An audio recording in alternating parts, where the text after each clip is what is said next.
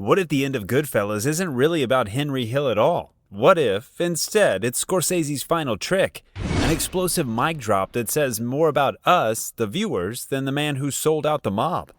Let's be honest, after 2 hours of brutal murders, paranoid drug dealers, and more F-bombs than bullets, we're still kind of rooting for Henry. We want him to get away with it, and that's exactly the problem. The final scene of Goodfellas are some of the most jarring in film history. Not because they're violent, but because they shatter the illusion the film carefully constructed. Henry breaks the fourth wall. Tommy, long dead, appears from nowhere and empties his pistol into the screen. Henry, now a shell of his former self, closes a door with the unmistakable sound of a prison cell. It all feels wrong, off-kilter, like being shaken awake, because that's exactly what's happening. For the first time, Goodfellas seduces us into the mob lifestyle. The sharp suits, the pulsing soundtrack, the VIP access, it all represents power without consequence. We don't just observe Henry's journey into organized crime, we're passengers along for the ride, sharing his thrills, schemes, and confidence. As far back as I can remember, I've always wanted to be a gangster, he confesses, and secretly, we nod along. This makes the ending so devastating. The gangster fantasy doesn't conclude with blazing gunfire or dramatic betrayal. Instead, it whimpers out amid fast food wrappers, suburban lawn sprinklers, and microwave pasta. It ends with Henry, formerly neighborhood royalty, shuffling around in a bathrobe, forced to live like a regular schnook. Then comes Tommy's impossible appearance. Logic dictates he shouldn't be there. He's dead. The narrative concluded. Yet there he stands, grinning, weapon raised, firing directly at us through the screen. Scorsese deliberately evokes the 1903 classic The Great Train Robbery, one of cinema's first narratives, which famously ends with a bandit shooting towards the audience. At those early screenings, viewers reportedly ducked in terror, believing the gunman was real. Scorsese isn't simply paying homage to film history, he's weaponizing it.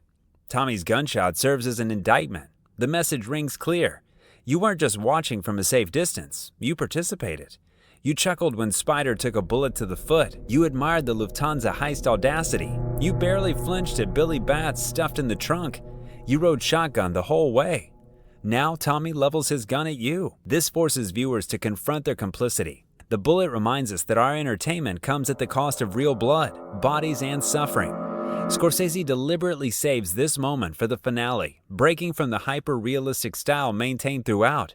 After presenting a grounded, chronological narrative, he fractures everything at the conclusion. Reality warps, the deceased return, the fourth wall crumbles, we stand exposed. This is where things get really interesting.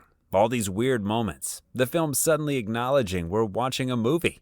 They're not just Scorsese showing off. He's deliberately messing with our heads, pulling back the curtain and saying, see, the whole thing is a construct. You've been buying into an illusion. It's like he's letting us peek behind the scenes of both the movie and our own fascination with it. Why introduce these surreal elements into such a meticulous, realistic film? Because that's the precise point. The fantasy we've been lulled into isn't Henry's, it's ours. We crave the gangster narrative to be authentic, exciting, thrilling. Scorsese indulges us for 2 hours before using a single sound effect and one impossible image to deliver his brutal wake-up call. That sound effect deserves special attention.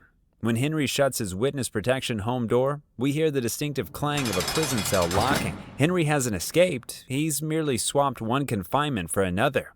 For Henry Hill, anonymity represents a fate worse than death.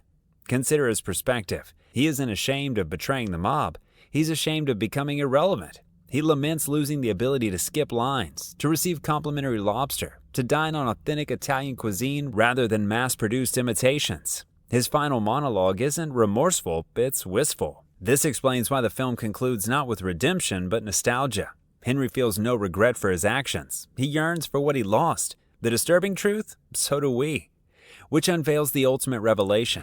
Perhaps Goodfellas isn't about Henry Hill at all.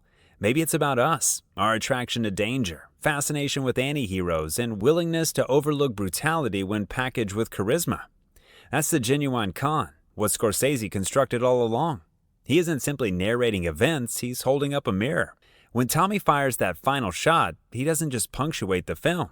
He reminds us that nobody watches a mob story without becoming slightly complicit in the glamorization of violence. So, as the screen fades to black, a question lingers.